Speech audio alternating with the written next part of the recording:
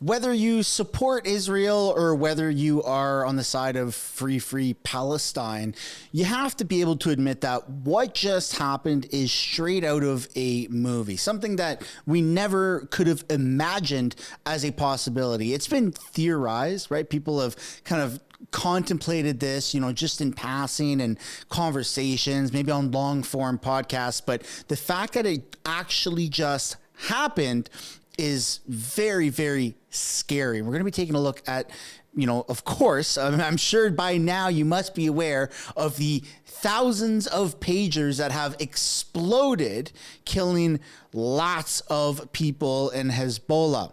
Welcome back to the channel. Welcome back to another video, everybody. Before we get into it, I do want to encourage everyone to smash the like button, subscribe if you haven't yet already. It does really help grow the channel. This is freaking terrifying, folks. This is really, really terrifying, and the world is extremely shocked. It happened earlier this morning, but before we get into that, there is a bit of an announcement in terms of the Russia and Ukraine conflict. Canadian Prepper here shared this. So Russia Today has shared this piece of information, which is kind of interesting. It's a Canadian channel here, MSB, and I do like to at least tie 1 point into Canada. So Canada is set to send 10,000 World War II era handguns to Ukraine after they were originally earmarked for destruction. The Browning high-power pistols were pulled from service amid an increasing lack of parts and concerns they were no longer functioning properly. So here you go, Ukraine. They don't work, so have fun. That's the Canadian way, I guess. Kind of sadistic, no matter how you look at it. And then also, Russia is starting up nuclear testing. As you can see from this screen grab here from an article, Russian nuclear test chief says Moscow is ready to resume testing at any moment. Now, they have previously made these types of claims, but again, we're just going to have to wait and see if it's true or not. If it is true, NATO absolutely has to take this seriously. If it's not true, I feel like NATO is going to move forward with all of their plans and call Russia's bluff. Like if you're going to threaten nuclear war and you don't even start nuclear testing, then how serious are you? Most of us don't want to find out, but warmongering NATO is ready to apparently find out. And then you also have this right here by Canadian Prepper. So we're segueing right now into the pagers that blew up in the masses. If they can explode pagers, imagine what they can do to EVs trapped in a car while your bomb of a battery overheats. And it's kind of crazy. So one of the most searched things today is this right here. Can EVs explode? And the answer is, how likely would an electric vehicle battery self-combust and explode? The chances of that happening are pretty slim. Some analysts say that gasoline vehicles are 30 times more likely to catch fire than electric vehicles. And that would have maybe been believable before we've seen EVs kind of catch fire. And now we've seen pagers just absolutely blow up. And it's not an accident. It's a targeted attack again, which is kind of leaving everyone scratching their head going, how did this happen? Is there going to be any retaliation?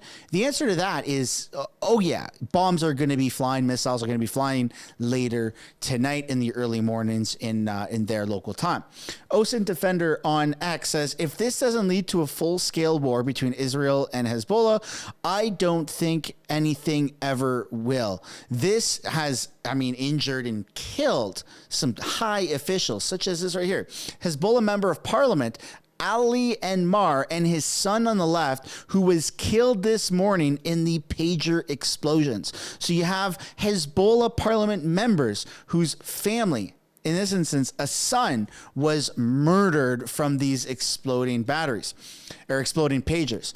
So Sky News is kind of breaking down how this happened, the theory, and a little bit of kind of breadcrumbs that have been left across the internet. A wave of deadly explosion across Lebanon and parts of Syria has targeted Hezbollah officials whose handheld pagers have blown up. One bomb expert suggests high explosives could have been planted into pagers. So that's kind of crazy. These haven't been used since, they were widely used in the 80s and 90s, but these pagers are really not that common nowadays. But according to what they use for Hezbollah, They're extremely, extremely popular. So it seems like during the production of these specific pagers, there was some high explosive powder that was essentially sprinkled into the battery components, and remotely, because pagers work on radio waves remotely, you had Israel that was able to activate the batteries somehow using different frequencies to heat up the internal components, which would then lead to the whole thing exploding, because there is high explosive powder in there. We're talking a very small amount, like no more than 20 grams. And Israel somehow knew that these pagers were going to be used specifically by Hezbollah, and this miraculous series of events that have turned favorable for Israel is what led to this event taking place. And now we're going to take a look at some of the reactions. So, of course, Hezbollah comes out the gate vowing to punish Israel after pager explosions across Lebanon. Lebanese information minister condemned the late afternoon detonation of the pagers handheld devices that Hezbollah and other Lebanon used to send messages as an Israeli aggression. Hezbollah said Israel would receive its fair punishment for the blast. So already you can see they're going to be seeking some sort of retaliation over the injured 3,000, upwards of 4,000 people that have already been, accumulation of deaths and injuries. CNN is also reporting, we still don't know how the Lebanon pager attack happened. Here's what we know about our own electronic devices. And the reason why this is so scary is everything that's going on in the world with the shift to electric vehicles, everything has to be electric. Everything has to be electric. It's really got people worried about cyber attacks. And that's essentially what we've just witnessed right now. The largest cyber attack, or the most detrimental cyber attack in the history of war. And this is only the beginning, which is the craziest but most scariest fact about all this is they did it with pagers.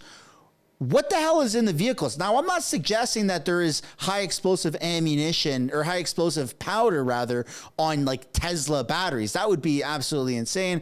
I feel like someone somewhere would have been like, hey, I see this happening. I work at the factory, and there would have been a whistleblower without a doubt. But everything else that isn't made necessarily in North America, things that are made in China or elsewhere, we don't really know. You don't know unless you know, type of thing.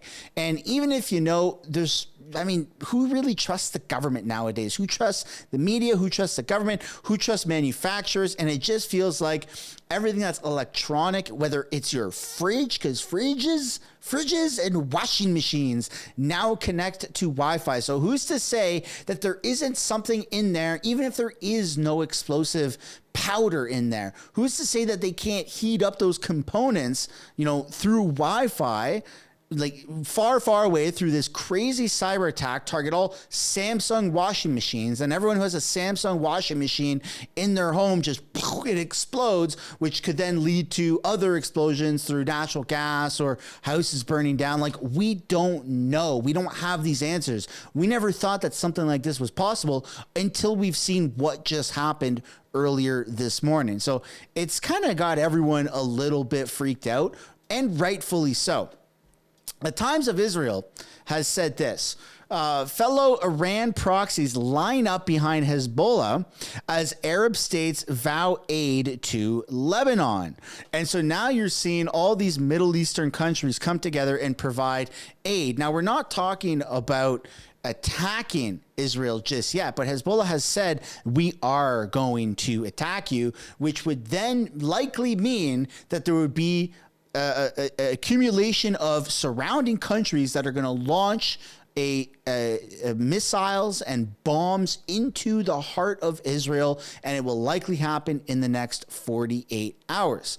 And so, yes, tensions for a potential World War III have definitely gone up, and you're probably going to see the price of gold skyrocket, and you're probably going to see the S&P 500 come down tomorrow out of fear and panic out of what has just happened. And it's not really just the panic of what's happening over there right now and what's about to happen in the Middle East, but it's also the panic of how many more of these devices are going to just go up and explode like that. We're not talking about a small explosion. We're talking about enough to have your phone in your pocket or in your hands where it blows up and you die from the shrapnel, right? So it's actually very, very terrifying. And that's just a phone. That's not an EV. That's not a washing machine. That's not a fridge. That's just a small handheld device. So if there ever was a time to panic, and there's been a lot of times to panic, it feels like, at least recently, this might be added to the list. But I'd love to know what you guys think down below in the comments. What do you think the retaliation is going to look like against Israel? And if it does come out through these, investigations, with NATO investigating what's happening with Israel, what do you think the repercussions are going to be, if any, on Israel for conducting this strike? I know there's a lot of people that are celebrating this. There's a lot of people that are concerned. My own personal opinion is this is very concerning, because if they've done what they just did to pagers, I feel like we're all at risk of something that could potentially happen here in North America. But again, I'd love to know what you guys think. That's the end of the video, folks. On your way out, I'd like to encourage you guys one last time, if you haven't yet already, smash that like button, subscribe if you haven't yet already, and we'll see you in the next one. Bye for now.